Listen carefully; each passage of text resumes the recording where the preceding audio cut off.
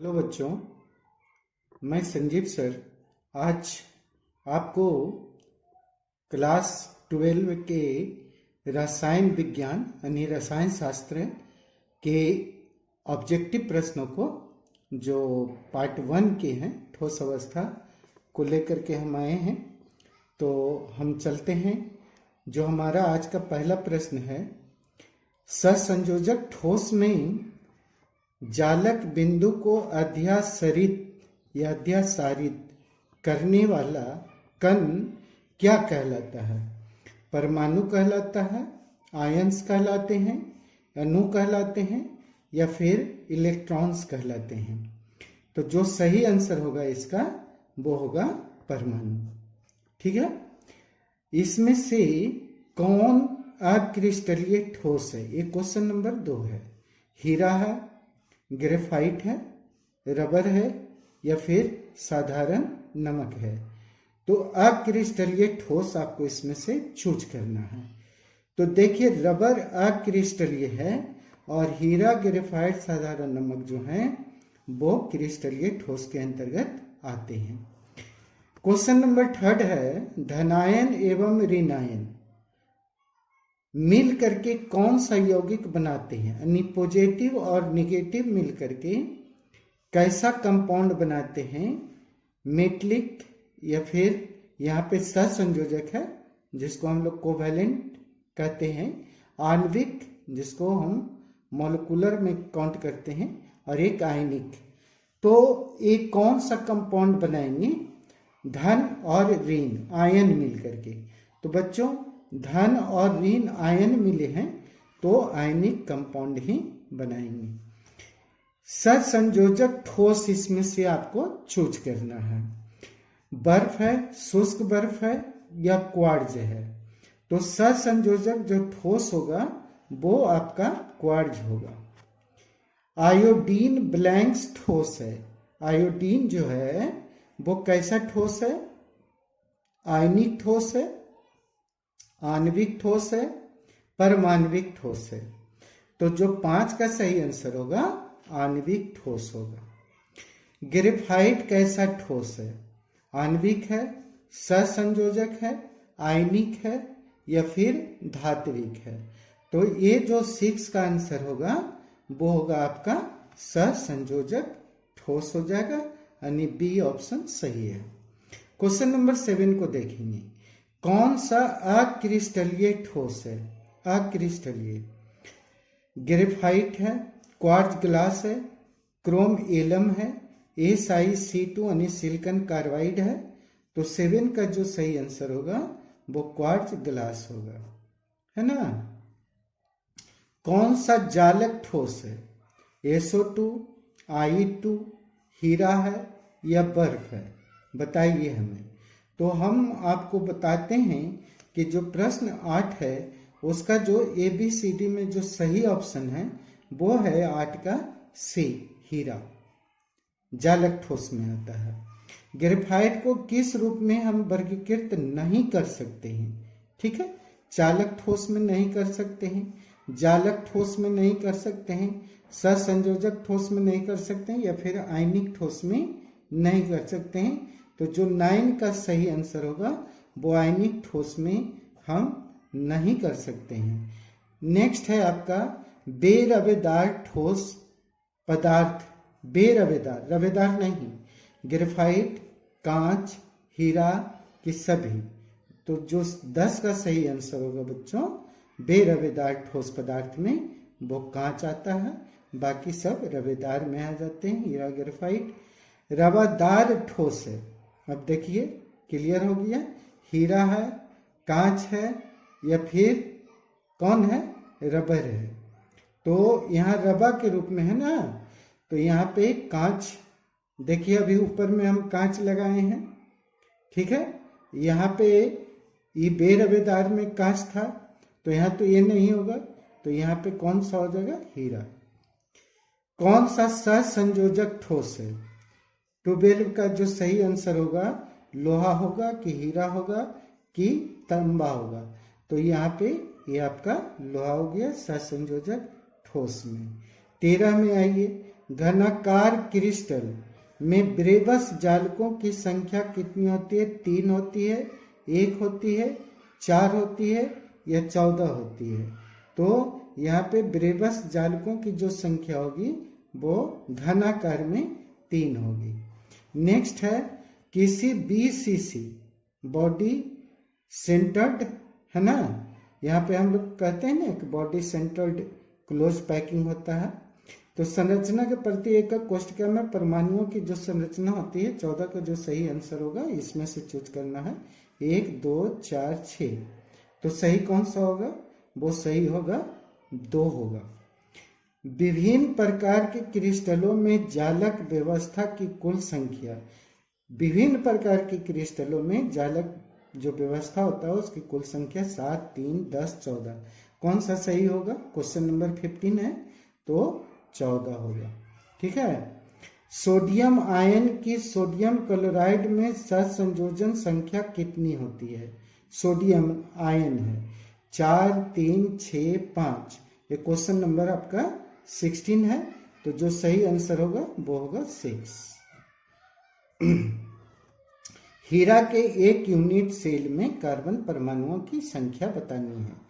6 होंगे, ठीक है, 4 होंगे या फिर 1 होगा या फिर 8 होगा। तो 17 का जो सही आंसर होगा वो 8 होगा। नेक्स्ट देखते हैं हम अंतः केंद्रित परमाणु का कोऑर्डिनेशन। कोऑर्डिनेशन को हिंदी में उप सहसंयोजन संख्या भी कहते हैं। तो यहाँ पे आपको बतानी है। ए में 4 है, बी में 6 है, सी में 8 है, डी में 12 है। तो सही आंसर 18 का जो होगा वो 8 होगा। ठीक है। अब हम आपको ले चलते हैं क्वेश्चन नंबर 19 की ओर। तो जो क्वेश्चन नंबर 19 है बच्चों वो है आपका 8:8 प्रकार की पैकिंग उपस्थित है किसमें? MgF2 में, मैग्नीशियम फ्लोराइड में, सीजियम क्लोराइड में, पोटेशियम क्लोराइड में, सोडियम क्लोराइड में। तो 19 का जो सही आंसर होगा वो होगा caesium chloride B. Zinc blende में Zn का कोऑर्डिनेशन नंबर कितना है? जिंक ब्लेड में जिंक का कोऑर्डिनेशन नंबर 20। तो 20 में 6 होगा, 4 होगा, 8 होगा, 12 होगा। तो जो सही आंसर होगा 4 होगा। सोडियम ऑक्साइड में सोडियम का कोऑर्डिनेशन संख्या नहीं वही उप सहसंयोजन संख्या 6, 4, 8, 2। 6 होगा, 4 होगा, 8 होगा, 2 होगा। तो सही आंसर चूज कीजिए यहाँ पे 21 का। तो बी हो जाएगा सही आंसर 4। ACP है ना, हेक्सागोनल क्लोज पैकिंग में इकाई सेल में परमाणुओं की संख्या 4, 6, 12 के साथ ABCD में चूज कीजिए 22 का। तो बी आंसर 6 होगा। द्विविमीय वर्ग निविड संकुलित संरचना में उप सहसंयोजन संख्या है 23 में 2 होगा, ऑप्शन दिया हुआ है, 3 होगा, 4 होगा, 6 होगा। तो चूज कीजिए 23 का जो सही आंसर कौन सा होगा 4 हो जाएगा। नेक्स्ट क्रिस्टलीय तंत्र की कुल संख्या है 7, 8, 6, 4। देखिए बच्चों हम अभी से आपको हम चाहते हैं कि अभी से हमारा अगर प्रयास जारी रहेगी तो सफलता निश्चित मिलेगी। हम आपको अभी से जो एग्जाम्स आपके आएंगे या फिर आने वाले हैं उनके लिए हम अभी से आपको तैयारी करवा रहे हैं। तो आप अच्छे से इनको तैयारी कीजिए ताकि हमारे परीक्षा में एक भी प्रश्न ना छूटे, ना छूटने पाए। तो 24 का सही आंसर बच्चों बताइए हमें। 24 का सही आंसर ए होगा 7। ठीक है। नेक्स्ट देखिए एक अष्टफलकीय रिक्ति कितने गोलों से घिरी होती है? 4 गोलों से, 6 गोलों से, 8 गोलों से या 12 गोलों से? तो 25 का जो सही आंसर होगा 6 गोलों से घिरा होता है। नेक्स्ट देखिए किसमें ACP क्रिस्टल संरचना होती है? सोडियम क्लोराइड में, सीजियम क्लोराइड में, जिंक में कि रुबिडियम क्लोराइड में? रुबिडियम क्लोराइड है तो 26 का जो सही आंसर होगा वो Zn होगा, जस्ता।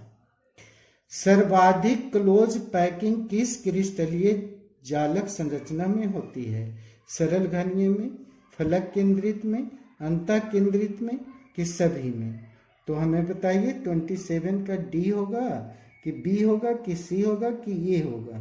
तो 27 का जो सही आंसर होगा वो बच्चों आपका बी हो जाएगा।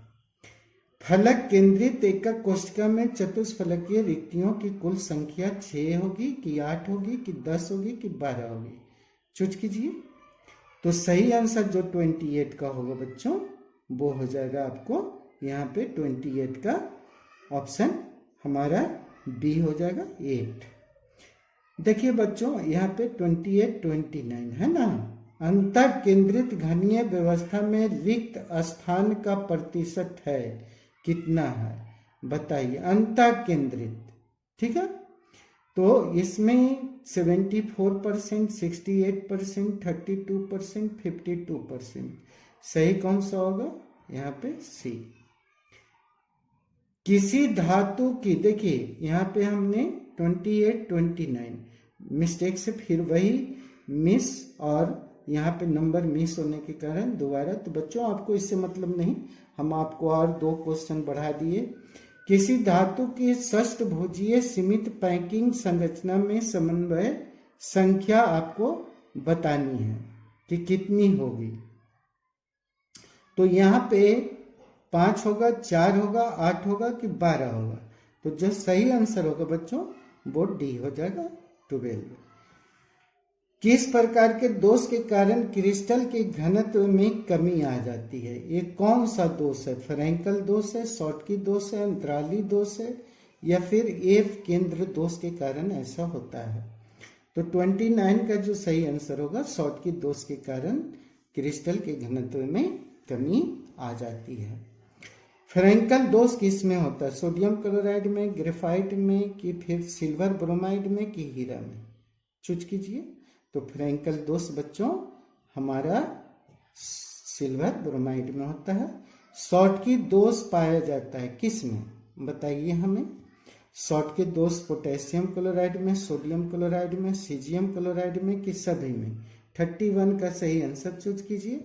तो ये बच्चों शॉर्टकी दोष इन सभी में पाया जाता है, ध्यान से याद करेंगे। फ्रैंकल और शॉर्टकी दोष दोनों किस में पाए जाते हैं? सोडियम क्लोराइड में, सिल्वर क्लोराइड में यहाँ पे, और सिल्वर ब्रोमाइड की पोटेशियम क्लोराइड। तो सही आंसर सी होगा, ठीक है। अब मिश्रण के कारण कौन सा दोष उत्पन्न होता है? प्रभंश दोष, फ्रैंकल दोष, शॉर्टकी दोष, इलेक्ट्रॉनिक दोष? 33 का सही आंसर तो वो इलेक्ट्रॉनिक दोष होता है अप मिश्रण के कारण। कौन फेरो चुंबकीय पदार्थ है? NaCl, Fe3O4, O2 कि नाइट्रोजन? तो वो होगा बी ऑप्शन सही। ये बच्चों 34 यानी 36 हुए मिला करके आपके पास हम करवा दिए। अब हम चलते हैं 35 की ओर। कौन फेरोमैग्नेटिक है? Nickel, cobalt, chromium, oxide? तो 35 का चूज कीजिए। डी तो ऑप्शन में हम नहीं दिए, इनमें से कोई नहीं। तो 35 का जो सही आंसर होगा वो होगा कोबाल्ट। किसका 0 केल्विन पर प्रतिरोध शून्य होता है? 0 केल्विन पर सुचालक का, कुचालक का, अति सुचालक का, अर्धचालक का? तो ऑप्शन कौन सा सही होगा? सही ऑप्शन होगा सी। अति सुचालक का 0 केल्विन पर प्रतिरोध क्या हो जाता है? शून्य। Fe3O4 ठोस है। कैसा ठोस है? अनुचुंबकीय है, प्रतिचुंबकीय है, लौह चुंबकीय है कि कोई नहीं? चूज कीजिए 37 का। तो सही आंसर होगा लौह चुंबकीय। सोलर सेल में उपयोग किए जाने वाला पदार्थ टीन है, सीजियम है, सिलिकॉन है कि टाइटेनियम है? सही कौन सा होगा यहाँ पे? बताइए। 38 का सही आंसर तो सी होगा, सिलिकॉन। उष्मा एवं विद्युत का अच्छा चालक कौन है इसमें से? हीरा तो नहीं है, ग्रेफाइट है कि चारकोल है कि कोक? तो कोक भी नहीं, चारकोल भी नहीं, तो फिर कौन? ग्रेफाइट। अनुचुंबकीय में इलेक्ट्रॉन होता है, साझा होता है, अयुग्मित होता है, युग्मित होता है, कोई नहीं होता है। सही कौन सा होगा 40 का? तो 40 का जो सही आंसर होगा बच्चों वो अयुग्मित होता है, यानी पेयर में नहीं होते हैं। कौन सा ऑक्साइड धातुओं की तरह विद्युतीय गुण प्रदर्शित करता है? Silicon oxide, magnesium oxide, sulphur dioxide, chromium dioxide. तो इसमें से 41 का जो सही आंसर होगा बच्चों वो होगा क्रोमियम डाइऑक्साइड। नेक्स्ट, कौन सा ऑक्साइड लौह चुंबकत्व गुण प्रदर्शित करता है? ये आज आपका लास्ट है प्रश्न। टोटल हमने वहाँ पे डबल हो गया है, तो 44 क्वेश्चन इसमें हम फर्स्ट लेसन में डाले हैं। आप इसे तैयारी कीजिए अच्छे से और हमें उम्मीद है कि आपके मार्क्स अच्छे आएंगे। क्रोमियम ऑक्साइड, मैग्नीज डाइऑक्साइड, यहाँ पे तो Fe3O4 हो गया, V2O5 वेनेडियम पेंटाऑक्साइड।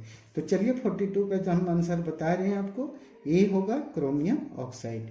तो बच्चों आप इन सभी 44 प्रश्नों को याद कीजिए। हम नेक्स्ट वीडियो जब लाएंगे तो आपको नोटिफिकेशन में मिल जाएगा, क्योंकि आप सब्सक्राइब अगर किए हुए होंगे तो मिलेगा।